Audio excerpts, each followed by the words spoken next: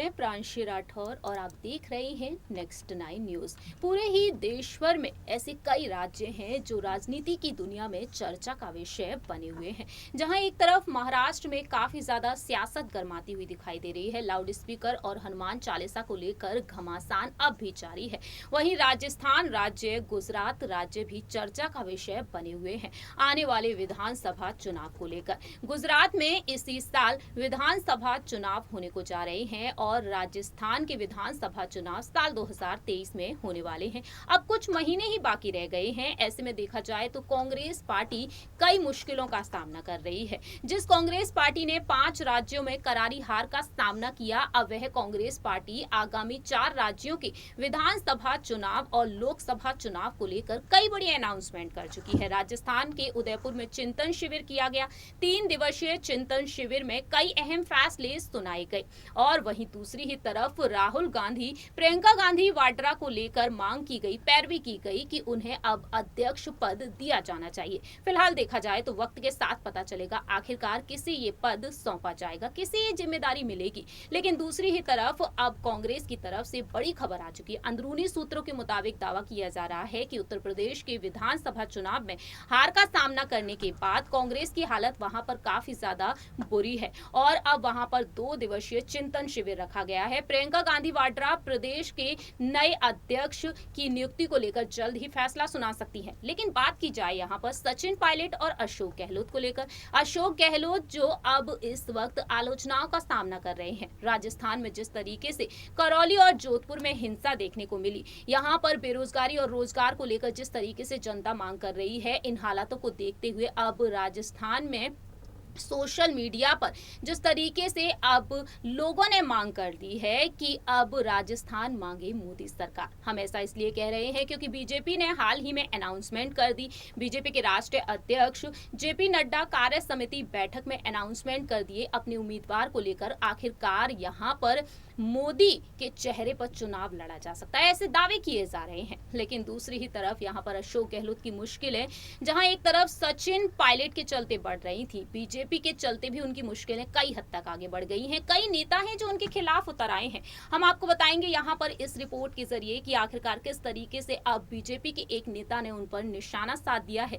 अशोक गहलोत जो काफी गर्व से कहते हुए नजर आए हैं कि राज्यसभा चुनाव में 3 सीटों पर उनकी जीत पक्की है और इन 3 सीटों पर अगर जीत होती है तो यहाँ पर अशोक गहलोत एक बार फिर से कांग्रेस के अंतरिम अध्यक्ष सोनिया गांधी का विश्वास जीत सकते हैं। लेकिन यहाँ पर कठिनाइयों का सामना भी करना पड़ रहा है अशोक गहलोत को। वजह है बीजेपी। केंद्र सरकार पर वह निशाना साध रहे हैं और ऐसे में देखा जाए तो बीजेपी की तरफ से कई पॉलिटिशियंस हैं जो उनके खिलाफ खड़े हो चुके हैं, उन पर आरोप लगाते हुए देखे जा रहे हैं, जो सचिन पायलट के समर्थकों के लिए काफी बड़ी खुशखबरी है। आपको बताते हैं इस रिपोर्ट के जरिए आखिरकार क्या कुछ कहा है बीजेपी के राष्ट्रीय प्रवक्ता राज्यवर्धन सिंह राठौड़ ने। जरा देखिए ये रिपोर्ट।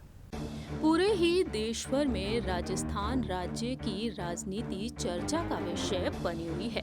राजस्थान में मांग की जा रही है कि पूर्व डिप्टी सीएम सचिन पायलट को मुख्यमंत्री का पद मिलना चाहिए। राजस्थान के विधानसभा चुनाव साल 2023 में होने वाले हैं और ऐसे में मुख्यमंत्री अशोक गहलोत काफी ज्यादा मुश्किलों का सामना कर रहे हैं। दावा किया जा रहा है कि राज्यसभा चुनाव जो 10 जून को होने वाले हैं, उसके बाद ही कांग्रेस पार्टी स्पष्ट करेगी जनता को कि आखिरकार ये चुनाव अशोक गहलोत के नेतृत्व में होंगे या फिर सामूहिक नेतृत्व में। इसी बीच देखा जाए तो बीजेपी खुली चुनौती देती हुई दिखाई दे रही है कांग्रेस को। जी हां, बीजेपी ने हुंकार भरी जैसे ही राष्ट्रीय अध्यक्ष जेपी नड्डा ने अनाउंसमेंट की कि बीजेपी तैयार है राजस्थान में सीएम के पद पर उतारने के लिए अपना उम्मीदवार, लेकिन समय के साथ ही अनाउंसमेंट की जाएगी। ऐसे में देखा जाए तो अशोक गहलोत की मुश्किलें काफी ज्यादा बढ़ चुकी हैं, उन पर कई गंभीर आरोप भी लगते हुए नजर आ रहे हैं। दरअसल आपको बता दें कि अब भारतीय जनता पार्टी के राष्ट्रीय प्रवक्ता और जयपुर ग्रामीण सांसद राज्यवर्धन सिंह राठौड़ ने हाल ही में एक बयान दिया है। मंगलवार को 1 दिवसीय दौरे पर वह अजमेर पहुंचे, जहां पर उन्होंने मीडिया से बातचीत की और आरोपों की छड़ी लगा दी और उन्होंने अशोक गहलोत को लेकर कई बात कही। आपको बता दें कि राज्यवर्धन ने कहा कि मोदी सरकार ने जल जीवन मिशन के तहत घर घर नल से पहुंचाने के लिए 27,000 करोड़ रुपए राज्य सरकार को दिए, मगर सरकार ने बीते 3.5 साल में मात्र 4,000 करोड़ रुपए खर्च किए हैं।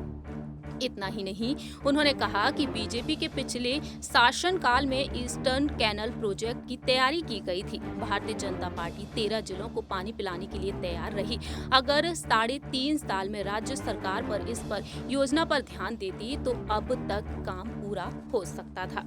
वहीं उन्होंने यहाँ पर अशोक गहलोत को लेकर कहा कि अशोक गहलोत मुख्यमंत्री होने के साथ एक गृह मंत्री भी है। प्रदेश के मुखिया होने के साथ सुरक्षा का जिम्मा भी उन्हीं का है, लेकिन बावजूद इसके राजस्थान में हर 2 घंटे में एक बेटी के साथ किस तरीके से यहाँ पर अन्याय देखने को मिलता है। धार्मिक स्थलों को नष्ट किया जा रहा है, आए दिन दंगे हो रहे हैं।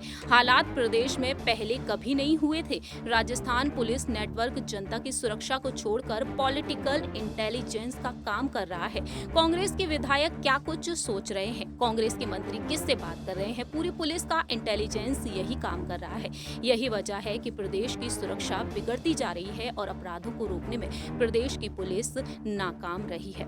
इस तरीके से यहाँ पर वह आरोप लगाते हुए नजर आए हैं। राजस्थान में जो विभिन्न भर्तियां की जा रही है, पेपर लीक होने को लेकर यहाँ पर उन्होंने राज्य सरकार को जिम्मेदार ठहरा दिया है और इस तरीके से अशोक गहलोत की मुश्किलें कई हद तक आगे बढ़ गई हैं। मुख्यमंत्री पद को लेकर इस वक्त यहाँ पर इस्तीफे की मांग की जा रही है और कहा जा रहा है कि पायलट को अब यहाँ पर सीएम पद के तौर पर उतारा जाना चाहिए। तो पायलट समर्थकों के लिए वाकई में ये बेहद बड़ी खुशखबरी है। आप सभी ने देखा जाना इस रिपोर्ट के जरिए किस तरीके से बीजेपी यहाँ पर लगातार कांग्रेस के खिलाफ बोलती हुई नजर आ रही है। फिलहाल देखा जाए तो वक्त के साथ देखना दिलचस्प होगा कि आखिरकार राजस्थान में इस बार किसकी सरकार होगी। आप क्या कहना चाहेंगे, आपकी क्या प्रतिक्रिया है, या बता सकते हैं कमेंट सेक्शन में। फिलहाल के लिए हम चलते हैं, बाकी की तमाम अपडेट्स के लिए देखते रहिए नेक्स्ट 9 न्यूज।